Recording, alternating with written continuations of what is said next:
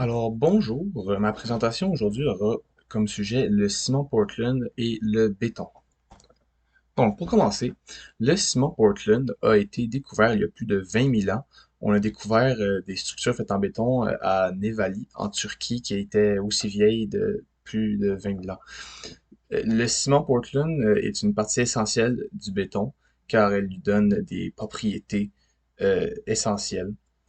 Le ciment Portland est fabriqué à partir de 5 matières premières. Je vais les expliquer, je vais vous les dire tantôt. Et c'est l'un des ciments les plus répandus dans le monde. Donc, pour le prendre la présentation, je vais premièrement présenter la fabrication du ciment Portland. Ensuite, je vais vous montrer quelques types de ciment Portland. Et ensuite, je vais vous montrer le processus d'hydratation du ciment Portland et donc du béton. Donc, premièrement, la fabrication du ciment Portland. Premièrement, il faut savoir que le ciment Portland est fabriqué à partir de 5 matières premières. Ces matières-là sont l'oxyde de fer, qu'on peut voir une photo juste à côté, il y a le silice, il y a l'alumine, il y a la chaux et le sulfate. Donc, la première étape de la fabrication du ciment Portland est de fabriquer la crue. Donc, pour commencer, on va prendre les 4 matières premières qui sont la chaux, la silice, l'alumine et l'oxyde de fer. On va premièrement bien les doser pour avoir les bonnes caractéristiques, les propriétés du béton à la fin qu'on veut. On va ensuite les broyer ensemble et on va le mélanger, le résultat, pour qu'il soit homogène. Et ce résultat s'appelle la crue. Ensuite, on va essayer de faire le clinker. Pour ça, on va faire cuire la crue dans un four à 1500 degrés Celsius, ce qui va créer des fusions partielles des matières premières. Et ensuite, on va refroidir le résultat et ça va donner le clinker. La dernière étape, c'est l'obtention du ciment Portland. Pour ça, on va mélanger le clinker avec le sulfate. On peut voir une photo à côté. Et on va les broyer ensemble et les mélanger pour que ce soit encore un mélange homogène. Et ce résultat va donner le ciment Portland. Donc, maintenant, pour le type de ciment Portland. Au Canada, on retrouve 5 types de ciment Portland. Ils sont tous caractérisés par un dosage différent des matières premières qui donnent des propriétés et caractéristiques différentes au ciment et à la fin du béton qu'on va mélanger avec. Donc le premier type de ciment est le ciment GU ou General Use. Comme le dit le nom, c'est un ciment à usage général. C'est aussi le ciment le plus utilisé, le type de ciment Portland le plus utilisé, quand on l'utilise dans 70% des infrastructures qu'on fait. C'est surtout pour des infrastructures assez simples comme des planchers intérieurs, des murs de bâtiments, etc. Le deuxième type de ciment Portland est le ciment MS ou MH. MS, ça veut dire Moderate Sulfate Resistance et MH, ça veut dire Moderate Heat. Donc, comme le dit le nom, c'est un ciment qui donne une bonne résistance aux eaux sulfatées et qui a une charge d'hydratation modérée. Pour la charge d'hydratation, je vais vous l'expliquer dans la section d'hydratation plus tard. Donc, on va utiliser ces ciments pour des ouvrages massifs à cause que leur charge d'hydratation est assez modérée et aussi pour des ciments, des bétons en contact avec du sulfate. Ensuite, le ciment HE, qui veut dire High Early Strength.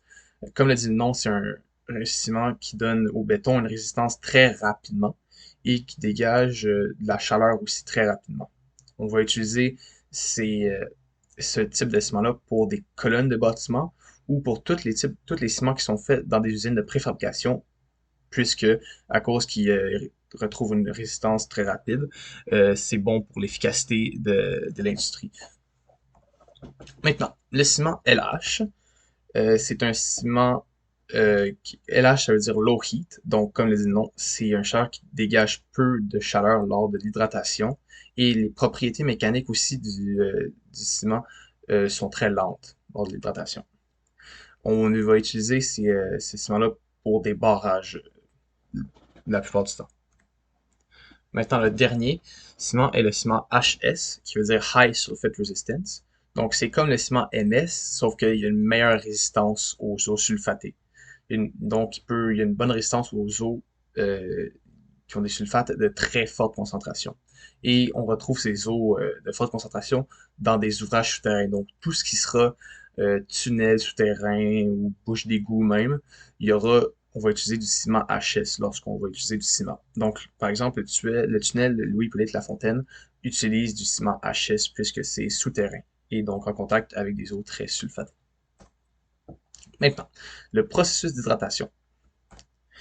Premièrement, il faut savoir que les matières premières du ciment Portland, c'est des liants hydrauliques. Qu'est-ce que ça veut dire? Ça veut dire que lorsqu'on mélange ces matières premières avec de l'eau, ça va créer des réactions chimiques et dans ce cas-là, ça va durcir pour que ça devienne du béton dur. Donc, le processus d'hydratation commence dès la fin du malaxage, puisque dans le malaxage, on va mélanger toutes les parties du béton, dont le ciment et l'eau. Donc, ça va commencer l'hydratation. Et l'hydratation a aussi 5 phases. La première, c'est la phase d'éduction. Je vous ai mis un petit graphique à côté pour montrer comment est-ce que la chaleur augmente avec le temps.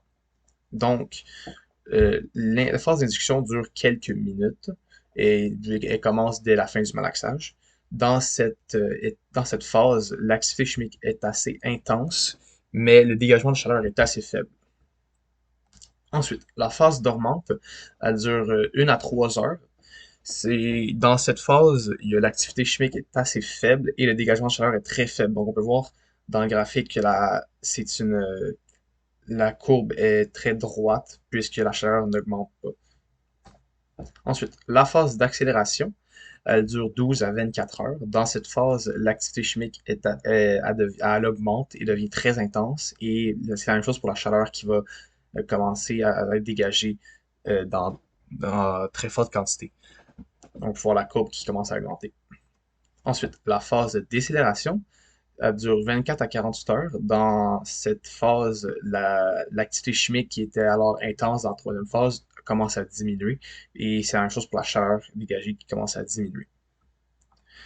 Finalement, la phase de décélération finale, elle va durer plusieurs années.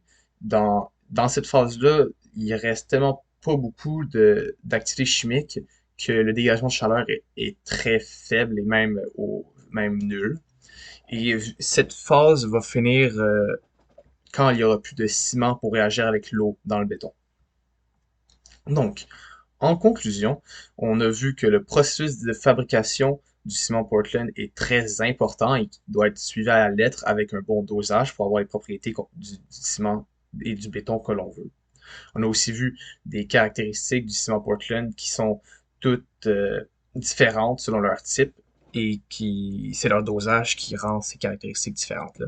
Et on a vu le processus d'hydratation il y a toujours les mêmes étapes, peu importe le type de ciment Portland. La seule chose qui va différencier, c'est les temps et les chaleurs dégagées lors des étapes. Alors, merci de m'avoir écouté. J'espère que vous avez appris beaucoup de choses. Alors, merci.